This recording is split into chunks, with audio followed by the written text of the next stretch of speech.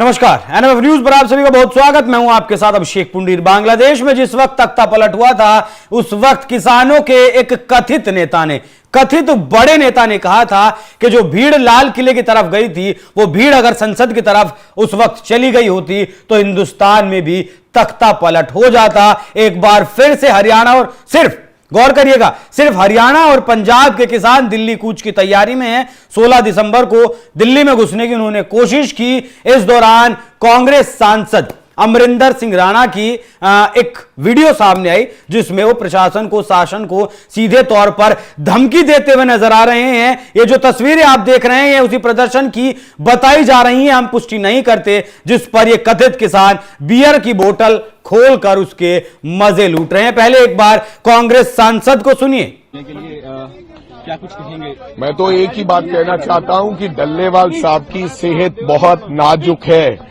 डल्लेवाल साहब ने 21 दिन से कुछ खाया नहीं है। डल्लेवाल साहब एक नाजुक दौर से गुजर रहे हैं। हो सकता है आज, हो सकता है कोई भी दुर्घटना हो सकती है। मैं देश की सरकार को ये चेतावनी देना चाहता हूं कि अगर डल्लेवाल साहब को कुछ हुआ तो फिर पंजाब रुकेगा नहीं, फिर देश के किसान रुकेंगे नहीं, फिर आपकी कुर्सी सुरक्षित नहीं रहेगी। मैं ये धमकी नहीं दे रहा हूं, मैं एक मेंबर ऑफ पार्लियामेंट होने के नाते राय दे रहा हूं।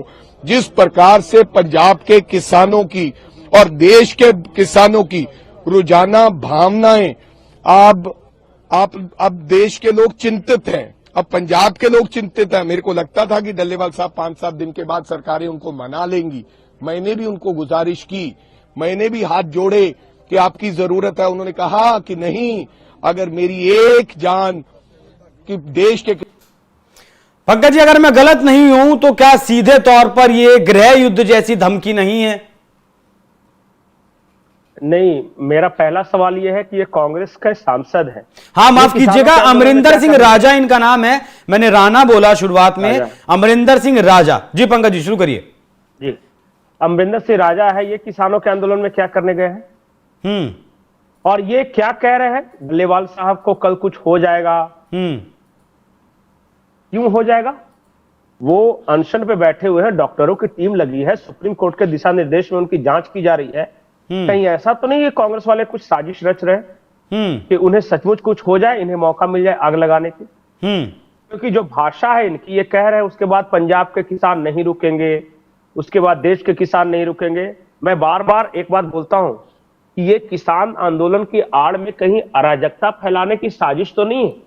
इसलिए मैंने आपसे सीधा सवाल पूछा, क्या देश में गृह युद्ध की तैयारी तो नहीं है? गृह युद्ध तो नहीं होगा, क्योंकि इन्होंने ये भी कहा कि आपकी कुर्सी को भी खतरा है। याद करिए राकेश टिकैत का बयान, याद करिए बांग्लादेश को, याद करिए म्यांमार में जो चल रहा है, याद करिए जो सीरिया में हुआ। और इकलौते ये कांग्रेस के ऐसे सांसद नहीं है। कांग्रेस से कई वरिष्ठ नेताओं ने और कई वरिष्ठ सांसदों ने इस तरह के स्टेटमेंट दिए हैं।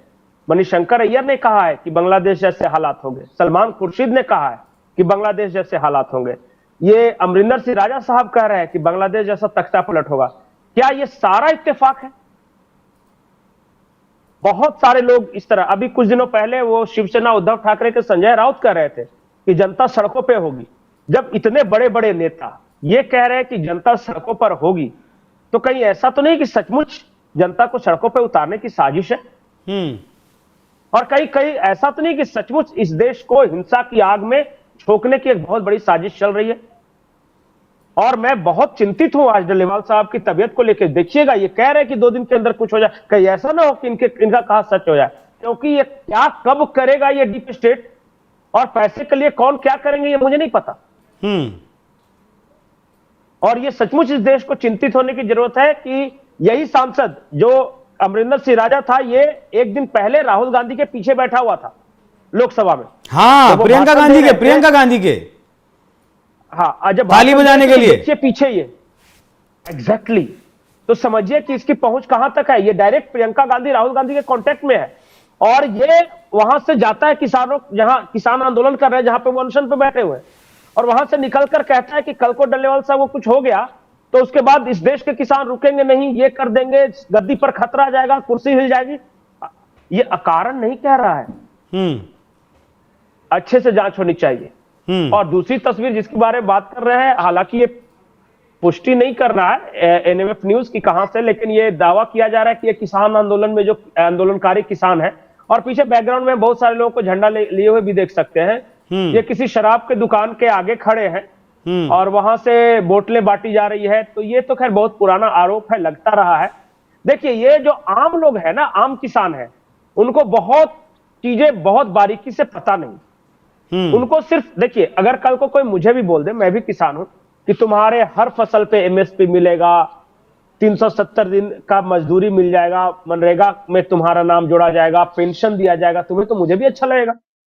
अगर मैं खेती करता हूं और मुझे बुढ़ापे में पेंशन मिल जाए, सभी देश, इस देश के सभी किसानों को, या सभी फसलों पे, चाहे खर पतवार घास जो भी उगे, सब पे एमएसपी मिल जाए। और कई ऐसी मांगे हैं जिनके बारे में बहुत ज्यादा डिटेल्स, इनको तो पता है कि पैसे मिलने वाले। और आरोप तो यह भी है कि इनमें से कई लोगों को, सबको मैं नहीं बोल रहा हूं, हालांकि इसमें से बहुत जेन्युइन किसान भी है, लेकिन कुछ ऐसे भी लोग हैं जिनको पैसे देकर भी ले जाया गया। तो ये मैं सबके पंकज जी, हरियाणा के किसानों को, पंजाब की मैं बात नहीं करता हूं, हरियाणा के किसानों को अगर दिक्कत थी तो बीजेपी ने प्रचंड जीत कैसे हासिल कर ली? उत्तर प्रदेश का किसान क्यों नहीं इनके साथ है? मध्य प्रदेश का किसान क्यों नहीं है? बंगाल का किसान क्यों इनके साथ नहीं है? देखिए, मैं बार बार ये बोलता हूं कि अगर पंजाब का किसान भी इनके साथ होता तो आम आदमी पार्टी जो इस सिंधु बॉर्डर पे जो धरना है उसका समर्थन कर रही है, और पंजाब में आम आदमी पार्टी की सरकार किसानों पर लाठियां बरसा रही है। आप देखिए ना, वहां पे अगर राज्य सरकार से जो मांगे कर रहे हैं पंजाब के किसान, वो क्यों ना मान ले रही है राज्य सरकार? ये देखिए, मैं बार बार ये बोल रहा हूं कि ये छोटी मोटी साजिश नहीं है, कि हर इंपॉर्टेंट ओकेजन पे ये आते हैं। और मैंने अभी से 2-3 महीने पहले वीडियो में बताया था कि नवंबर दिसंबर में फिर किसान आने वाले हैं। मैंने बता दिया था उसी वक्त, आप निकालिए उस वीडियो। और मैंने बताया था कि कैसे तैयार किया जा रहा है और कैसे अराजकता फैलाने की साजिश। क्या हुआ ना कि पहला वाला जो, जब किसी को नहीं पता था देश में, तो जब शाहीन बाग वाला प्रोजेक्ट हुआ ना, तो अचानक पूरे देश में आग लग गई। अब धीरे धीरे लोग भी समझ रहे हैं कि हर महीने 2 महीने पर इस तरह का कोई ना कोई आंदोलन ये खड़ा कर रहे हैं। उसमें बहुत सारे ट्विटर हैंडल्स हैं जो विदेश, बिल्कुल पंकज जी, डीप स्टेट की कितनी भूमिका है उसके साथ कैलकुलेट करिएगा। मैं ये कह रहा हूं कि डीप स्टेट या फिर जो भी बाहर से पैसे जो भी लगा रहा है, मैं किसी का नाम नहीं लूंगा, वो चाहता तो है इस देश में अराजकता फैलाना, हिंसा फैलाना, इस देश की तरक्की से उसे ऐतराज है। लेकिन मैं ये नहीं कह रहा हूं कि जो भी आज सिंधु बॉर्डर पे है या फिर जो भी ये आंदोलन है, सबके सब फर्जी है।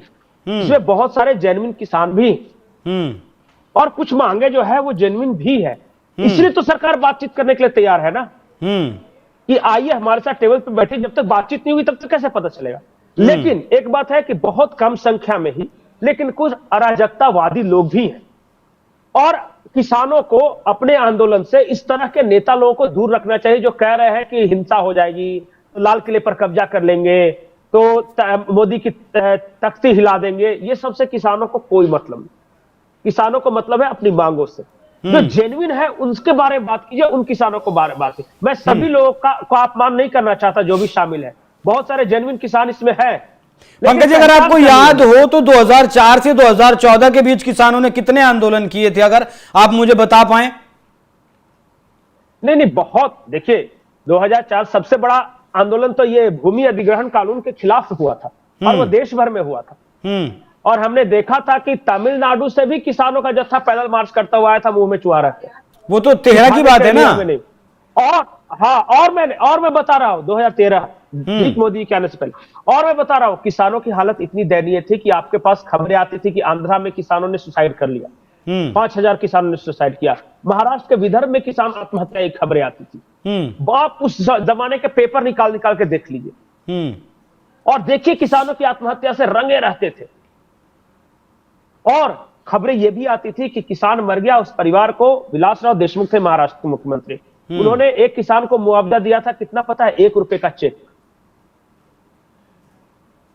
ये मजाक था कांग्रेस का किसानों के साथ। आज आजादी के बाद सबसे ज्यादा फसलों पर एमएसपी इस सरकार ने दिया है। पंजाब की राज्य सरकार ने भी किसी एमएसपी की घोषणा की?